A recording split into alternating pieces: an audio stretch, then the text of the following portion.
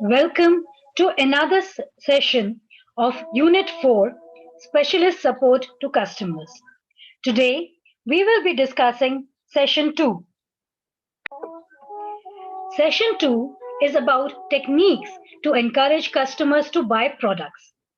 तो जब हम अपने दुकान में सामान सजा लेते हैं, तो हम चाहते हैं कि कस्टमर्स आए, प्रोडक्ट्स देखें और प्रोडक्ट्स खरीद के जाएं। वो खरीदेंगे तभी हमारा मुनाफा होगा। तो होता क्या है, how do we get customers motivated? So what is the meaning of customer motivation?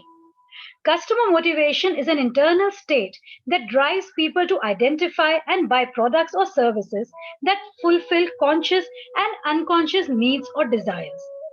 तो एक अंदर जो आपको एज अ कस्टमर लगे कि हाँ मुझे ये प्रोडक्ट लेना है, इससे मेरी ये जरूरत पूरी होती है, वो होती है कस्टमर मोटिवेशन। आपको भूख लगे तो आप आटा दाल चावल खरीदेंगे कि आप बिस्किट्स खरीदेंगे, ये आपके ऊपर है। So customer motivation is driven by his or her thoughts, feelings and beliefs. If a product fulfills customer needs, it will motivate the customer for repeat purchase. तो अगर कोई भी प्रोडक्ट ग्राहकों की जरूरत को सही तरीके से पूरा करता है, तो वो ग्राहक बार बार आता है वही प्रोडक्ट को खरीदने के लिए। तो हमें ये जानने की जरूरत है कि कस्टमर्स क्या चाहते हैं और उनके मोटिवेशंस को हम कैसे कंट्रोल कर सकते हैं। तो एक कस्टमर के लिए एक परचेज कितना जरूरी है, on how important a purchase is to an individual, his or her motivational levels will vary from low to high. Influences include familiarity with the purchase, status factors and overall expense and value. तो purchase अगर आप हमेशा ही वही toothpaste लेते हैं तो वही आप खरीदेंगे। अगर आपका स्टेटस फैक्टर है, आपको लगता है कि ये स्टेटस सिंबल है, आप ये वाली गाड़ी खरीदेंगे तो आपका स्टेटस ज्यादा लगेगा, आपका रुतबा ज्यादा लगेगा, तो आप वो खरीदेंगे। और ओवरऑल एक्सपेंस एंड वैल्यू, जितना आप खर्च रहे हैं उसके ऊपर आपको कितना फायदा लग रहा है एज अ कस्टमर, ये सब चीजें से मोटिवेशन होता है। तो वेयर फुलफिलमेंट रिवॉर्ड्स आर लो, जहां पे ज्यादा जरूरत से जब आपका आराम से फुलफिल हो जाए, उतना कोई ज्यादा अहमियत नहीं होती, तो जैसे ग्रोसरीज हो गया, तो वहां मोटिवेशन लेवल्स भी बहुत कम होंगे और डिसीजन मेकिंग भी कम होगा। आपने वो वाली दाल खरीदी कि ये वाली दाल खरीदी, कोई भी ब्रांड आपने ले लिया, आपको कोई ज्यादा दिक्कत नहीं हो रही। तो ऐसे आपके जहां पे भी आपको रिवॉर्ड्स आपके कम है, जैसे गाड़ियां खरीदने पे आपको ज्यादा सेटिस्फेक्शन मिलेगा क्योंकि वो स्टेटस सिंबल है। आप कौन सी दाल घर में खा रहे हैं वो कोई ध्यान नहीं देगा, तो वो आप कोई भी ले सकते हैं जो आपके टेस्ट में पसंद हो। तो उस हिसाब से आपके मोटिवेशन लेवल्स भी ऊपर नीचे जाते रहेंगे। तो कौन से तरीके हैं कस्टमर्स को खरीदने के लिए मोटिवेट, जिससे हम so ways to motivate a customer to buy. We all have needs and wants, and it is the desire to fulfill these needs that motivate our choices. जैसे मैंने अभी कहा, भूख लगी है तो हम क्या खाएंगे वो हमारे ऊपर होता है। So this applies to all aspects of life, health, fitness, to personal development. तो आपका बिजनेस हो, कुछ भी हो, आपके अलग अलग चीजें होंगी जिससे आप मोटिवेट होते हैं। तो एक आपका रीजन हो सकता है to promote positivity. Positivity is a very powerful weapon. क्यों? क्योंकि इससे आप लोगों को परसुएट कर सकते हैं, इंस्पायर कर सकते हैं, मोटिवेट कर सकते हैं। तो अगर किसी को बहुत अच्छा एक्सपीरियंस होता है आपके स्टोर में, तो वो बार बार आपके स्टोर में आना चाहेगा। For example, an engaging retail experience with strong customer service will generate positive emotions and promote positivity, and it will encourage sales. It can act as a hook, building customer loyalty. तो अगर आपके store में customer का एक अच्छा experience होता है तो वो बार बार आना चाहेगा। Inform the customer. When you are attempting to influence a customer's thinking, it is important that the customers or the sales associate focuses on the benefits of the product or service and what it can do for them. तो जब customer आता है, कुछ भी सामान लेने आता है, तो वो यही चाहता है कि उसका ज्यादा से ज्यादा फायदा हो। तो अगर सेल्स एसोसिएट उसको वो बता सके कि वो प्रोडक्ट और सर्विस उसके लिए क्या कर सकता है, तो वो ज्यादा ही खुश होंगे।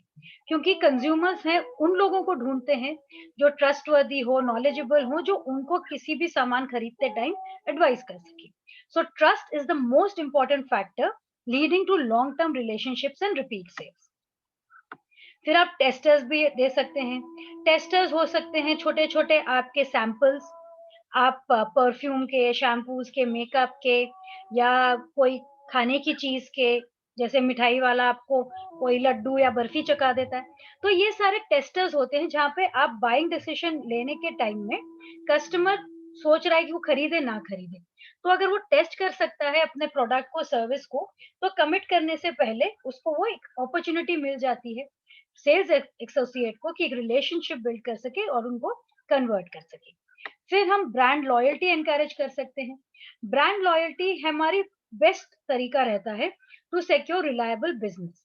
तो ब्रांड लॉयल्टी हो गया कि कोई आता है तो अमूल अमूल ही खरीदेगा, अमूल का मक्खन ही चाहिए उसको, या फिर वो उस पर्टिकुलर स्टोर का जो भी प्रोडक्ट्स है उसका brand loyalty. So rewarding customers for the custom with stronger offers और incentives is an excellent way to motivate repeat custom. फिर हमारे जो मैसेज होते हैं, वो हमेशा एक तरह के रहने होते हैं। कई बारी आप बहुत अच्छे से बढ़िया तरीके से सेल करते हैं, दूसरे टाइम आप भाव ही नहीं देते कस्टमर को, या आपका प्रोडक्ट एक बारी में कस्टमर को इस तरह मिलता है, उसको बहुत फ़ायदा लगता है, अगली बारी उसका क्वालिटी सफ़र कर जाता है। तो हमें एक कंसिस्टेंट मैसेज देना है।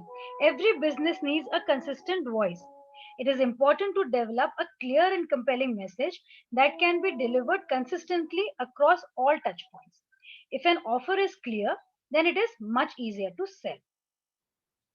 फिर आपके ब्रांड इमेज आता है। आपका ब्रांड इमेज जो है वो कंज्यूमर्स जो है वो जानते हैं आपके ब्रांड को। उस ब्रांड इमेज से उनको भी मेल खाना होता है। आपने जैसे अगर कोई सस्ती कार खरीदी, तो वो कार आपने सस्ती इसलिए खरीदी क्योंकि आपके पास उतना ही बजट था। पर जब दुनिया में सबको मालूम है वो कार सस्ती है, तो आपका स्टेटस भी कम नज़र आएगा आपको। तो आपके जो ब्रांड इमेज है, वो कंपनी के वैल्यूज़ और मैसेजेस को एक साथ तो उसको दिखाना ही है, साथ में उसको टारगेट ऑडियंस के साथ एंगेज भी होना है। तो कस्टमर सर्विस पॉलिसी होती क्या है? A customer service policy is a written document that employees follow when dealing with customers who are not satisfied with the company's products or services. It also lists that how employees should behave so as to improve the overall experience for customers. तो आप ये एक लिखित रूप में रखते हैं कि जब भी आपके कोई एम्प्लॉइज आते हैं, वो कस्टमर से जब डील कर रहे हैं, तो अगर वो कस्टमर्स प्रोडक्ट से या सर्विसेज से नाखुश हैं, तब उनके साथ कैसा बर्ताव करना चाहिए। साथ ही में एम्प्लॉइज को कैसा बर्ताव करना है ताकि जो कस्टमर्स हैं, वो अच्छा एक्सपीरियंस पाएँ और खुश होके जाएँ। So most companies today provide a wide range of products and services and employ a sizable number of employees. तो हमारी कंपनीज जो हैं वो ज़्यादा से ज़्यादा प्रोडक्ट्स एंड सर्विसेज प्रोवाइड करती हैं और एम्प्लॉइज को भी वो रखती हैं। So customer service policy ensures that each person within the organisation understands the importance of serving the customers consistently with the same high quality of service. तो आपकी जब भी सर्विस पॉलिसी बनती है तो लोगों को जो आपके ऑर्गेनाइजेशन में काम कर रहे हैं उनको मालूम चल जाता है कि कस्टमर्स को कैसे सर्व करना है और हर कस्टमर को एक ही तरीके से सर्विस प्रोवाइड करनी है।